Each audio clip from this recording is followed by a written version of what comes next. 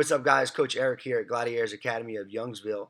I want to go ahead and I'm going to give our second life skills talk today, and we're going to be talking about developing compassion in your child. Why is it important, and what are three easy ways you can start developing compassion in your child today?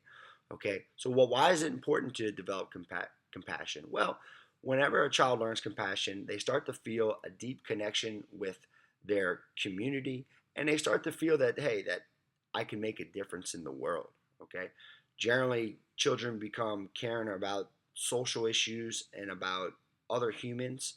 They start to become engaged in their community and social and civic issues. And generally, they develop an optimistic attitude in life.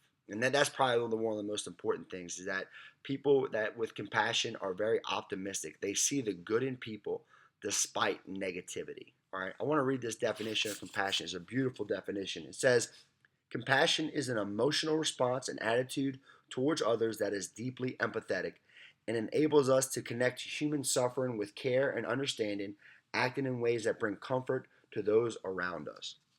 So that was beautiful.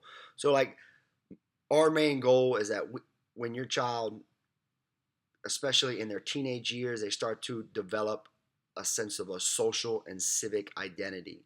And this is when they really take a look at themselves and ask, who am I and where do I belong in the grand scheme of things?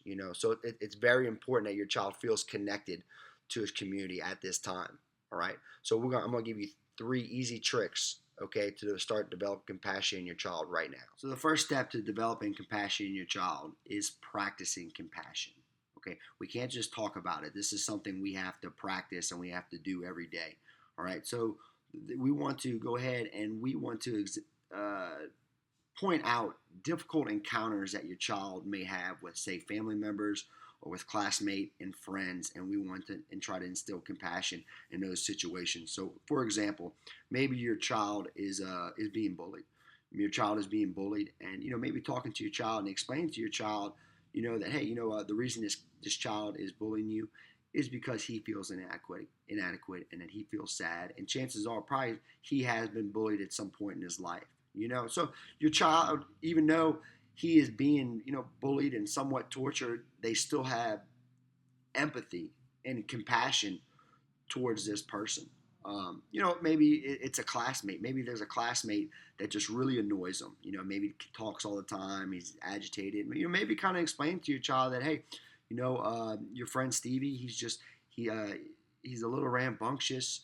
He has some type of disability where he really can't sit still, and kind of explain to your child that this child, his friend, is maybe struggling with some issues that he's not aware of, and that maybe, hey, maybe you need to be a little bit more patient. When it comes to dealing with your. Second way we can distill compassion in your child is helping your child cope with anger. Anger can overwhelm and frustrate any child. Teaching your child what anger is, let them know that, hey, it's okay to be angry. There's nothing wrong with being angry. However, the Dalai Lama suggests that we have to investigate our anger. We have to ask ourselves, hey, why am I angry right now? And will this anger help solve the problem or make things better? And a lot of times if we ask the child this, maybe he's upset about maybe he didn't get a good grade in class. Okay, he didn't get a good grade in class. He's frustrated. He's angry. Talk to him. Say, hey, how is being angry? I understand that you're upset right now, but how is being angry right now going to help solve this problem? Give them a second to kind of catch their head a little bit and say, all right, now, what can we do to solve this problem? Once again, instilling an optimistic attitude. Despite this negative emotion, we calm ourselves, we collect our thoughts, and then we take action to fix the problem. All right. The third and final step to developing compassion in your child is teaching him to self-regulate. Your child must understand that, hey, it is okay to be angry. There's nothing wrong with being angry. But if we hold on to anger then turns into resentment, and it can be very, very destructive in a person's life. Okay? So regulating and also learning that, hey, regulating my anger, being calm is not a sign of weakness. And that's a problem in society. Sometimes people are labeled as weak for not reacting to a certain situation. So it's very important that you have to praise your child whenever he shows signs of distress and he calms himself and he is patient. We have to recognize that immediately and praise him for that. Say, hey man, I saw that kid hit you in class today when he wasn't supposed to, or he shoved you. You did real good by calming yourself down and doing the right thing and not retaliating. So again, quick review. So practicing compassion at home. All right. Teach your child to cope with anger and also help your child self-regulate. All right. Let me know if you have any questions. I'm Coach Eric. Thank you.